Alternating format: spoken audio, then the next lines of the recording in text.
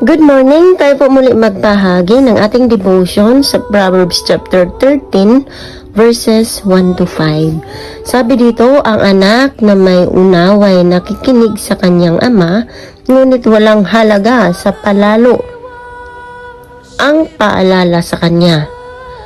Natatamo ng mabuti ang bunga ng kanyang kabaitan, ngunit ang ninanasa ng masama ay puro karahasan. Ang maingat magsalita ay nag-iingat ng kanyang buhay, ngunit ang taong madaldal ay nasasadlak sa kapahamakan. Ang tamad ay nangangarap, ngunit hindi natutupad. Ang hangarin ng masikap ay laging nagaganap. Ang taong matuwid ay namumuhi sa kasinungalingan, ngunit ang salita ng masama ay nakakahiyang pakinggan. Purihin ang Diyos sa pagkakabasa ng kanyang mga salita. Yes, tama no, na maituturing ka talagang wise kapag ikay nakikinig. Nakikinig ka sa aral, sa katuruan, no? Pero kung saway kang anak, lumalaban ka, hindi ka nakikinig. Kaya makikita mo yung mga batang may disiplina, may values, yon no? So, sabi din dito, no? So, ang taong nagsasalita ng mabuti ay kagantihan mabuting bagay. So, pag maingat tayo sa ating mga sinasabi, no? Hindi lang sa mga sinasabi, pati yung action natin, no? Dapat konektado yun kasi minsan mayroong matabi lang ang dila, no? Mahirap yun. So, mahirap din yung may sinabi ka, hindi mo naman ginagawa. Kaya kailangan magkasabay yun, yung binitawan mo at gawin mo. So, walk the talk, ika nga. Yun, yung pinakamadaldal, siya din ang masisira, siya din ang masisilo sa kadaldalan. Kaya, be wise. Ang lamang po. Magandang araw po sa ating lahat. Ang bahagi ko po, Kawikaan, chapter 13, verse 6 to 10. Ang mabuti ay iniingatan ng kanyang katwiran, ngunit ang masama ay ipinapahamak ng lingkong pamumuhay. May taong nagkukuwan, mayaman, subalit wala naman. Ngunit ang iba ay nag-aayos, mahirap, pagamat sila'y mayaman. Ang yaman ng isang tao ay pantubos sa kanyang buhay. Ngunit sa isang mahirap na tao ay hindi nakakabahala. Ang matuwid ay tulad ng nagniningning na ilaw. Ngunit ang masama ay lamparang namamatay.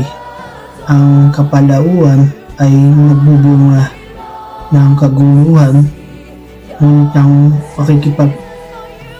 pakikinig sa payo ng babadya ng karunungan.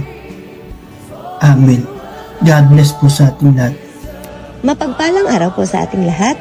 Ang aking pong bahagi ngayon ay mula sa Aklat ng Mga Kawikaan, Kabanata 13, talata 11 hanggang 15. Ang kayamanang tinamo sa daya ay madaling nawawala, ngunit ang kayamanang pinaghirapan ay pinagpapala.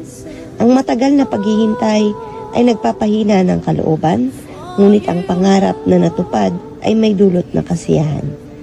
Ang nagwawalang bahala sa payo ay hahantong sa sariling kapahamakan, ngunit ang nagpapahalaga sa utos ay gagantimpalaan. Ang mga turo ng matalino ay bukal ng buhay, ito ay maglalayo sa bitag ng kamatayan. Ang katalinuhan ay umaani ng paggalang, ngunit ang kataksilan ay naghahatid sa kapahamakan. Amen. Good morning po sa ating lahat. Ang babasahin ko po ngayon matatagpuan sa Book of Proverbs, chapter 13, verses 16 to 20. Ang sabi po dito, ang katalinuhan ng isang tao ay nakikita sa kanyang gawa. Sa kilos ay nakikilala ang taong walang unawa. Ang masamang tagapagbalita ay lumilikha ng kaguluhan, ngunit ang mabuting tagapamagitan ay lumulutas ng alitan. Kahihiyan ang kasasadlakan ng hindi nakikinig sa saway, ngunit ang tumatanggap ng payo ay mag-aani ng karangalan. Ang pangarap na natupad ay may dulot na ligaya, ngunit ayaw iwan ng masama ang kasamaan niya. Ang nakikisama sa may unawa ay magiging matalino, ngunit ang kasama ng mangmang ay masusuong sa gulo. Amen. Purihin po ang Panginoon sa pagkakabasa ng kanyang mga salita. Isang mapagpalang umaga sa ating lahat mga kapatid. Ang aking pumbabasahin para sa ating daily devotion ay nasa Proverbs chapter 13 verses 21 to 25. Ang kasamaan ay humahabol sa mga makasalanan, ngunit ang matuwid ay gagantihan ng mabuti. Ang mabuti ay nag-iiwan ng mana sa mga anak ng kanyang mga anak, at ang kayamanan ng makasalanan ay nalalagay na ukol sa matuwid.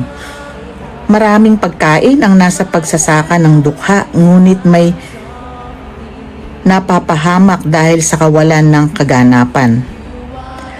Ang siyang nag-uurong ng kanyang pamalo ay napupuot sa kanyang anak, ngunit siyang umiibig ay nagpaparusang maminsan-minsan. Ang matuwid ay kumakain hanggang sa kabusugan ng kanyang kaluluwa, ngunit ang tiyan ng masama ay mangangailangan. Amen. Purihin ang ating Panginoon sa pagkabasa ng kanyang mga salita.